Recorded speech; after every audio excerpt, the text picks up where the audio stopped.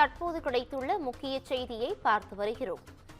டெல்லி கலவர வழக்கில் உமர் காலித்துக்கு ஜாமீன் வழங்க உச்சநீதிமன்றம் மறுப்பு தெரிவித்துள்ளது. உமர் காலித், ஷார்ஜில் இமாம் தவிர மற்ற 5 பேருக்கு ஜாமீன் வழங்கி உச்சநீதிமன்றம் உத்தரவு பிறப்பித்தது. இந்த நிலையில் உமருக்கு ஜாமீன் மறுக்கப்பட்டுள்ளது. இது குறித்தான முக்கிய செய்தியை தற்போது பார்த்து வருகிறோம். டெல்லி கலவர வழக்கு தொடர்பாக உமருக்கு ஜாமீன் வழங்க உச்சநீதிமன்றம் மறுப்பு தெரிவித்துள்ளது. உமர் காலித், ஷார்ஜில் இமாம் தவிர மற்ற 5 பேருக்கு ஜாமீன் வழங்கி உச்சநீதிமன்றம் உத்தரவு பிறப்பித்த நிலையில் உமருக்கு ஜாமீன் மறுக்கப்பட்டுள்ளது.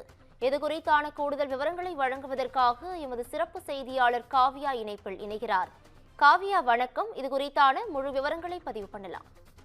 வணக்கம் பவித்ரா. டெல்லி கலவர வழக்கில் கைது செய்யப்பட்டு சிறையில் அடைக்கப்பட்டுள்ள உமர் காலித்துக்கு தற்போது உச்சநீதிமன்றம் ஜாமீனை மறுத்திருக்கிறது. வடகிழக்கு டெல்லியில் கடந்த 2020ஆம் ஆண்டு பிப்ரவரியில் குடியுரிமை திருத்தச் சட்டத்துக்கு எதிராக, அதாவது சிஏஏவுக்கு எதிர்ப்பு தெரிவித்து பல்வேறு போராட்டங்கள் நடத்தப்பட்டன. அப்போது அந்த போராட்டங்கள் வன்முறையாக மாறி நாடு முழுவதும் பெரும் பரபரப்பை ஏற்படுத்தியதாக குற்றச்சாட்டுகள் எழுந்தது.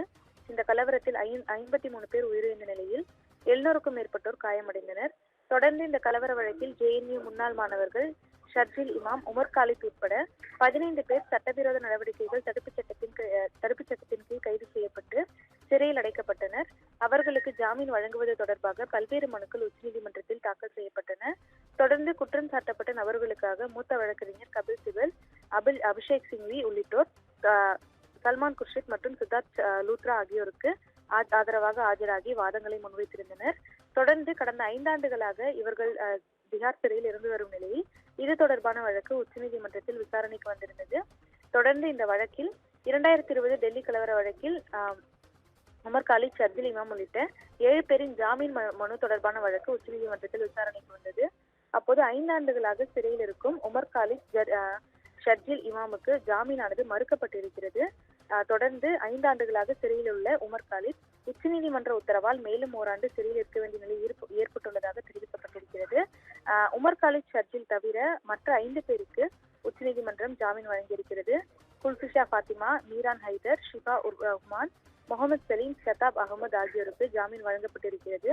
சிறையில் அடைக்கப்பட்ட பொழுது 2020ஆம் ஆண்டு குல்ஃபிஷா ஃபாத்திமா கருவுற்றிருந்தார் என்பது குறிப்பிடத்தக்கது. தொடர்ந்து டெல்லியில் 2020ஆம் ஆண்டு நடந்த சிஏஏ போராட்டத்தின் போது வெடித்த வன்முறை தொடர்பான வழக்கில் இந்த உத்தரவானது பிறப்பிக்கப்பட்டிருக்கிறது. குறிப்பாக முன்னதாக விசாரணையின்றி பல ஆண்டுகளாக சிறையில் அடைக்கப்பட்டுள்ளவர்கள் மீது சர்வதேச சட்டங்களுக்கு உட்பட்டு விரைவான நியாயமான விசாரணை நடத்தப்பட வேண்டும் என வலியுறுத்தி அமெரிக்காவுக்கான இந்திய தூதருக்கு அந்நாட்டு எம்பிக்கள் குழு கடிதம் எழுதியிருந்தது. அதோடு நியூயார்க் மேயர் சோரன் மம்தானியும் தொடர்ந்து திஹார் சிறையில் உள்ள உமர் காலித்துக்கு கடிதம் எழுதியிருந்ததும் குறிப்பிடத்தக்கது. கூடுதல் விவரங்களுக்கு நன்றி காவியா.